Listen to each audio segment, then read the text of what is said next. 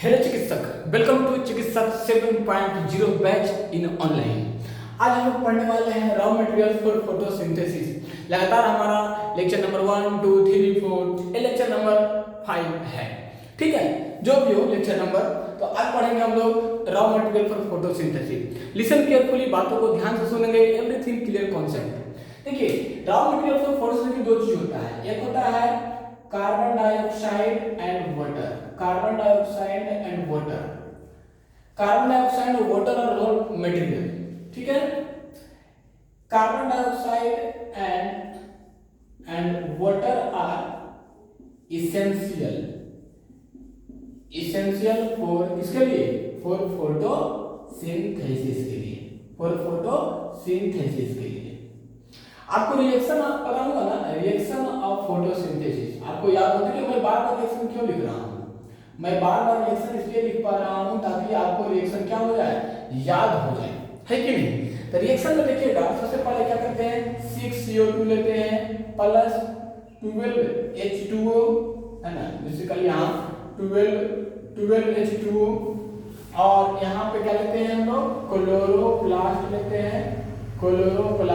हैं और सनलाइट लेते हैं। हमारा प्रोडक्ट क्या बनता है? हमारा प्रोडक्ट बनता है ग्लूकोज C6H12O6 प्लस निकलता है ऑक्सीजन और बाद में निकलता है पानी, है ना। तो पानी इंपॉर्टेंट है नहीं? तो देखिए, दिस इज योर ग्लूकोज, हम बार बार रिएक्शन इसलिए ताकि आपको जबान पे आ जाए। This is your water, this is your oxygen and this is your water. ठीक है, तो रॉ मटेरियल हमको याद होगा, carbon dioxide and water are raw material हमारा हो गया। नहीं, आपको पता होगा कि the photosynthesis take place in chloroplast. लिख लीजिए, द फोटोसिंथेसिस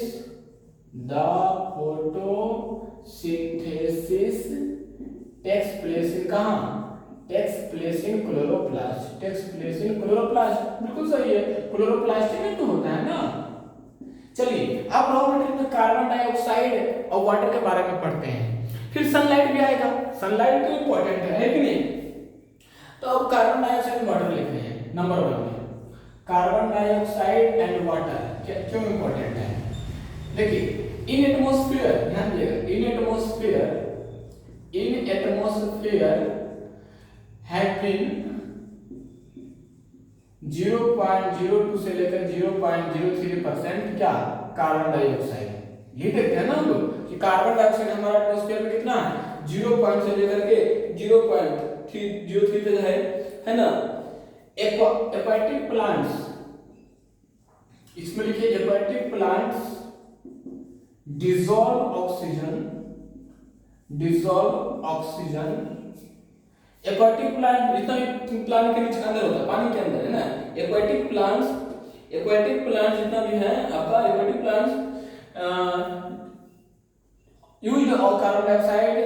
एक्वाटिक प्लांट्स, है ना, aquatic plants used carbon dioxide in water, है ना, वाटर से ही लेते हैं वहां पे, क्योंकि उनको भी तो करना होता है। तो CO2 डिसॉल्व इन वाटर में, क्योंकि CO2 वाटर में क्या होता है, डिसॉल्व होता है, घुला हुआ रहता है कि नहीं? अब इसके अलावा हम लोग देखेंगे क्या, यहाँ तक हमारा हो गया। फिर वही लिख रहा कि ग्लूकोज ऑफ फोटोसिंथेसिस का प्रोडक्ट लिख लीजिए, प्रोडक्ट ऑफ फोटोसिंथेसिस का प्रोडक्ट क्या क्या है? तो आप देख रहे हैं कि ग्लूकोज है, आप देख रहे हैं ऑक्सीजन है, आप देख रहे हैं वाटर है। ये हमारा क्या फोटोसिंथेसिस का प्रोडक्ट हो गया। ओके, तो ध्यान से देखिएगा इसको, है कि नहीं? अब इसके अलावा कहते हैं लाइट के बारे में थोड़ा सा बात करते हैं। लाइट क्या है? ये तो हो गया कार्बन डाइऑक्साइड और वाटर के बारे में हो गया। ठीक है, लाइट के बारे में क्या कहते हैं कि light is the main source of, है ना, light is the main source of sun. Light is the main source, sun is the main source of light. Light is the main source नहीं, sun is the main source of light, है ना। देखिए, sun is the main source of light, है ना। Light convert chemical energy into कौन सा energy? Light convert कौन सा एनर्जी, फिजिको-केमिकल रिएक्शन ना, कौन सा एनर्जी किसमें चेंज करता है लाइट, लाइट जो है कौन सा एनर्जी, केमिकल लाइट में फोटोसिंथेसिस है ना, फोटोसिंथेसिस लिख लीजिए, photosynthesis convert light energy into chemical, light energy into chemical energy. अब पता है ये जो स्टेटमेंट देख रहे हैं ना कि कौन साइंटिस्ट कहा था कि photosynthesis convert light energy into chemical energy, ये साइंटिस्ट है कौन साइंटिस्ट है, मेल्विन केल्विन। कौन है, मेल्विन केल्विन। ये साइंटिस्ट कौन है, मेल्विन केल्विन। मेल्विन केल्विन ने बताया था कि फोटोसिंथेसिस के दौरान लाइट एनर्जी कन्वर्ट होता है किसमें, केमिकल एनर्जी में होता है ना। तो याद रखिए, फिर लिख लीजिए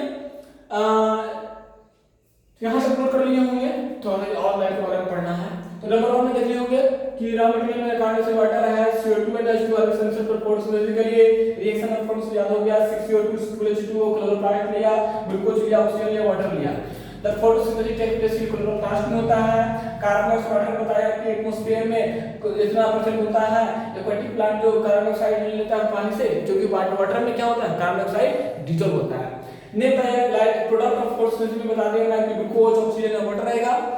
next one is the light के बारे में बताया, sun is the main source of light होता है। Photosynthesis convert light energy into chemical energy. This statement given by the Melvin and Kelvin. अब नेक्स्ट बात करते हैं थोड़ा सा लाइट नहीं पढ़ेंगे हम लोग, लाइट नहीं पढ़ेंगे, लाइट के बारे में थोड़ा सा पढ़ेंगे इसमें कि लाइट के क्या है।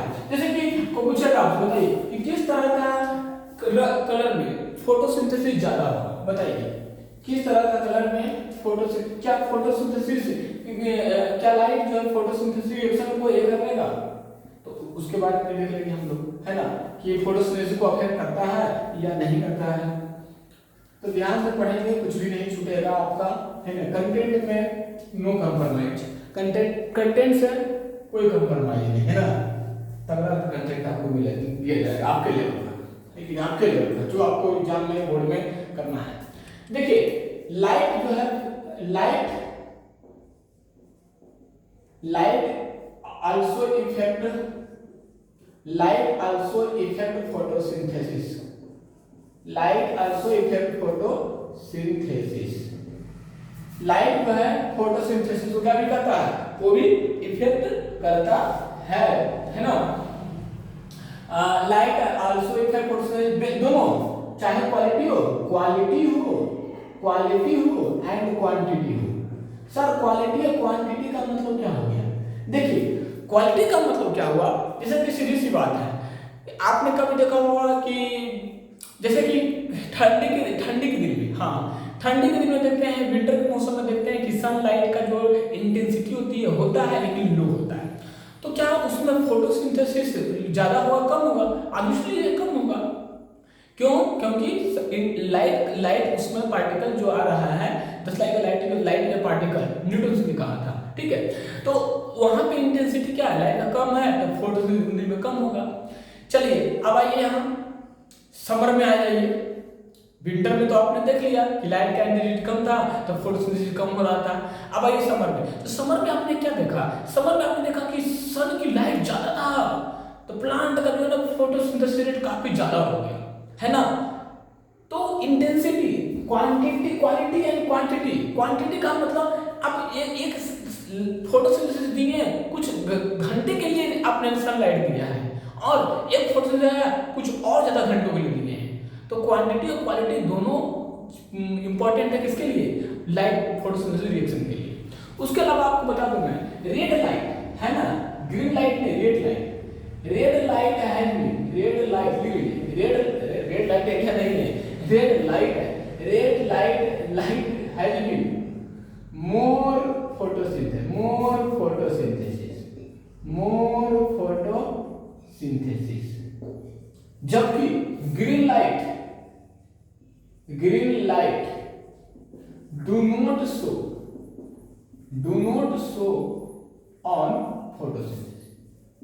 आप सोचेंगे हर लाइट दे देंगे प्लांट को तो ज्यादा फोटोसिंथेसिस करेगा, नहीं, गलत आप सोच रहे हैं, है ना, आप गलत सोच रहे हैं। तो red light having more photosynthesis, है ना, green light does not occur in photosynthesis. Okay, यहाँ तक हो गया हमारा। अब आते हैं क्लोरोफिल के बारे में। नहीं, क्लोरोफिल के बारे में आते हैं। क्लोरोफिल तो हमने वाटर पढ़ लिया, कार्बन डाइऑक्साइड पढ़ लिया, सनलाइट पढ़ लिया, अब यहाँ क्लोरोफिल। क्लोरोफिल लिखिए, it is a green pigment, है ना, it is a green pigments present on the chloroplast, है ना। क्लोरोफिल क्या है? Chloroplast trap the sunlight.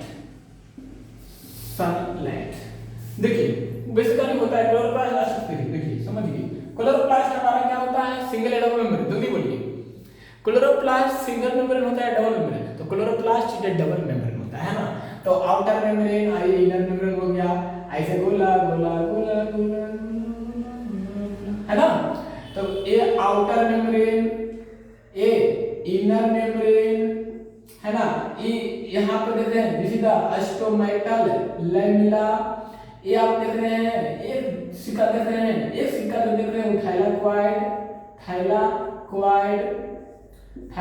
देख रहे हैं। और ये जो एक देखे ना, दिस इज योर क्या? थाइलाक्वाइड। थाइलाक्वाइड को आपने काट के देखा, थाइलाक्वाइड को तुम्हारा खच, तो खच करके आपने देखा, खच के दिया तो आपको दिखा इस तरह का यहाँ पे pigment. This pigment is called chlorophyll. देख रहे हैं, है ना गहराई। तो ये होती है बायोलॉजी की गहराई। तो आपने आउटर मेम्ब्रेन, ओएम का मतलब, यार कुछ लोग कहेगा ओम ये क्या ले दिया यार। अरे भाई, ओएम का मतलब आउटर मेम्ब्रेन, है ना। ओएम का मतलब आउटर मेम्ब्रेन, और आईएम का मतलब इनर मेम्ब्रेन, और एसर का मतलब अस्टोमेटल लैमेला। इसी को पता है एक और नाम बोलते हैं, फ्लूइड चैनल। क्या बोलते हैं? फ्लूइड चैनल बोलते हैं, है कि नहीं। तो बेसिकली क्लोरोफिल कहाँ होता है? तो क्लोरोप्लास्ट के, थाइलाक्वाइड के, ल्यूमेन के चारों तरफ क्लोरोफिल मिलता है कि नहीं। यहाँ हो गया। तो बेसिकली कहने का मतलब क्लोरोफिल हमारा ये हो गया। क्लोरोफिल क्या है आपको उसकी बता दिया मैं, है ना, मेजोफिल स्लीप में। तो ग्रीन कलर लिखिए, green plants green colour due to presence of, है ना, क्लोरोफिल। प्लांट्स ग्रीन कलर लिख लीजिए, plants green colour due to presence of chlorophyll. Chlorophyll के कारण प्लांट का कलर क्या होता है? हरा होता है। चलो, क्लोरोप्लास्ट हमारा हो गया, सनलाइट दिखा दिया मैं। कुछ मैकेनिज्म पढ़ लेते हैं इसका, है कि नहीं। नोट कर लिए क्या? नोट कर लीजिए, फिर इस पर हम लोग पढ़ेंगे फोटोसिंथेसिस का इंपॉर्टेंस। तो नोट्स से बनाइए, प्यारा नोट्स बनाइए आप लोग, प्यारा नोट्स, है ना। नोट कर लिए। चलिए अब पढ़ते हैं हम लोग। इसके बाद थोड़ा सा हम लोग देखेंगे मैकेनिज्म ऑफ फोटोसिंथेसिस कैसे होता है ना। Mechanism of photosynthesis very important. Photosynthesis कैसे होता है? तुझको ना देखूं तो जी घबराता है, देख के तुझको दिल को देखिए मैकेनिज्म ऑफ फोटोसिंथेसिस लिखिए। मैकेनिज्म कैसे होता है? मैकेनिज्म ऑफ फोटोसिंथेसिस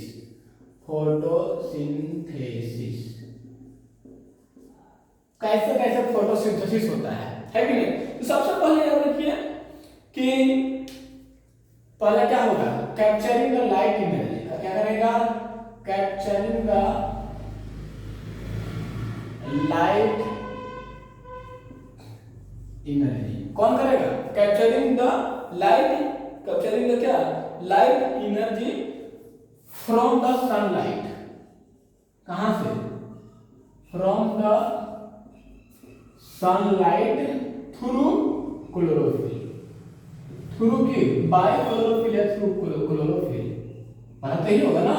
पहला क्या होगा, लाइट एनर्जी को कैप्चर किया जाएगा, क्लोरोफिल करेगा, है कि नहीं, capturing the light energy from the sunlight through chlorophyll. Okay, अब जैसे लाइट कैप्चर हो गया है ना, अब जैसे लाइट कैप्चर हो गया, दूसरा क्या हो गया, लाइट एनर्जी का कन्वर्टेड टू केमिकल एनर्जी। फिर देखिए फिर क्या होगा, दूसरा में लाइट एनर्जी कन्वर्ट इनटू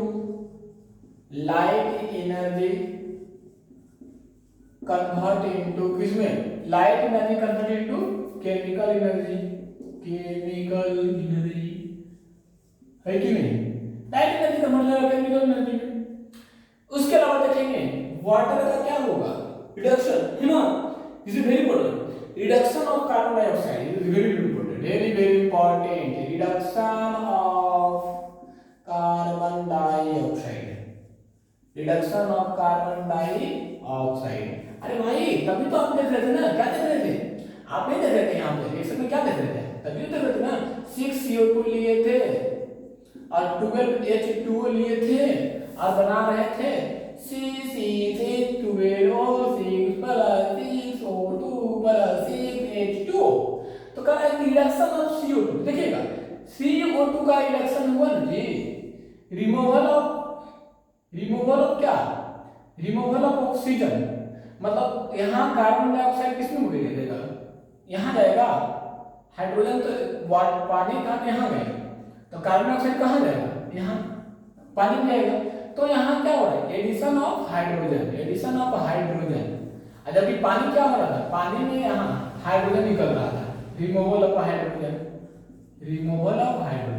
तो रिमूवल, ध्यान समझिएगा भाई, ध्यान से यू, हाँ आपसे बात हो रही है यार, क्या लग रहा है कि कैमरा चल रहा है, यहाँ कुछ चल रहा है तो अपन पर नजर नहीं है क्या, अरे यार नजर है यार, नजर है, नजर के सामने जिगर के पास, चलिए ध्यान दे, ध्यान क्या हो रहा है, इम्पोर्टेंट। देखिए क्या, तो एक प्रश्न रिएक्शन है, आप देख पा रहे हैं कि CO2 था, वाटर था, आपने यहाँ बहुत सारा चीज दिया होगा, क्लोरोफिल, सनलाइट सब लिया होगा, ग्लूकोज मिला, पानी निकला, ऑक्सीजन निकला, आ गया ऑक्सीजन पानी, ठीक है। हम क्या कर रहे हैं कि कार्बन डाइऑक्साइड रिडक्शन हुआ, कैसे हुआ, तो हम बताएगा कि देखो जी, ये हाइड्रोजन, एडिशन ऑफ ऑक्सीजन का जुटना ऑक्सीडेशन, हाइड्रोजन का निकलना रिडक्शन। तो देखिए यहाँ क्या हो रहा है, हाइड्रोजन जुटा तो एडिशन ऑफ हाइड्रोजन क्या हो, रिडक्शन हो गया, पानी था तो पानी से यहाँ हाइड्रोजन निकला, यहाँ H2O में था ना जी, यहाँ हाइड्रोजन कहाँ गया, निकल गया, तो रिमूवल ऑफ हाइड्रोजन क्या हो गया, ऑक्सीडेशन, रिमूवल ऑफ हाइड्रोजन क्या होगा, ऑक्सीडेशन, और एडिशन ऑफ हाइड्रोजन क्या होगा, रिडक्शन हो गया। कोई दिक्कत, अच्छे समझ गए होंगे, तो ध्यान से देखिएगा इसको। अब यहाँ हमारा ये हो गया, ठीक है। फिर इसके अलावा क्या हो जाता है, नंबर 4 में लिखिए, ऑक्सीजन इज गिवन आउट, वो भी लिखना जरूरी है क्या, लिख सकते हैं, तो गिवन आउट हाँ लिख सकते हैं कि oxygen is given out through stomata से। स्टोमाटा क्या होता है, देख लीजिए, स्टोमाटा का बिन सेपरेट, हाँ हो गया। तो इस तरह का स्टोमाटा है, इसके चारों तरफ कौन सा सेल है, गार्ड सेल, कौन सा सेल है, गार्ड सेल है। तो इसके तरफ कौन सा सेल है, गार्ड सेल, इस तरह का बना हुआ है, इस तरह का, मेजोफिल, इसे स्टोमेटल पोर है, दिखाते हैं क्या क्या है। देखो ये आपका स्टोमेटल पोर है ना, this is your guard cell, this is your macrofibrils,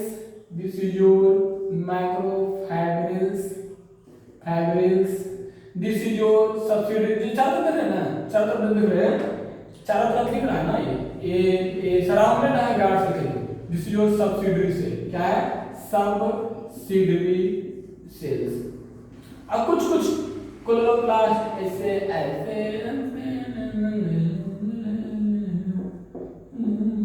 तो chloroplast, this is your chloroplast है कि नहीं।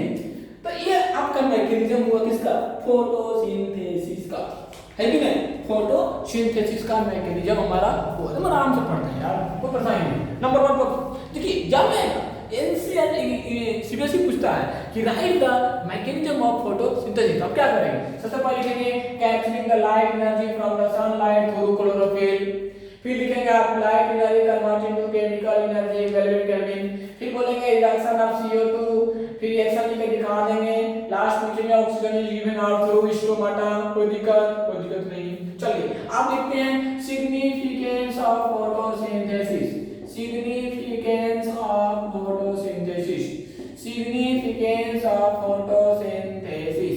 फोटोसिंथेसिस से क्या फायदा हुआ, this is very very important. पहला फायदा हुआ given out oxygen for life saving, पहला तो यही हुआ यार। दूसरा क्या हुआ, it maintain our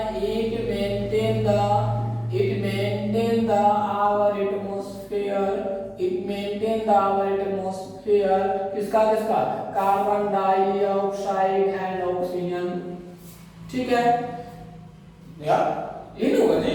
given oxygen for life saving के लिए it maintain our atmosphere, carbon dioxide and क्या ऑक्सीजन। फिर लिख दिया a development, also help for development, also helps on development of plant, also help development of plants, है कि नहीं। Number 4 है ना,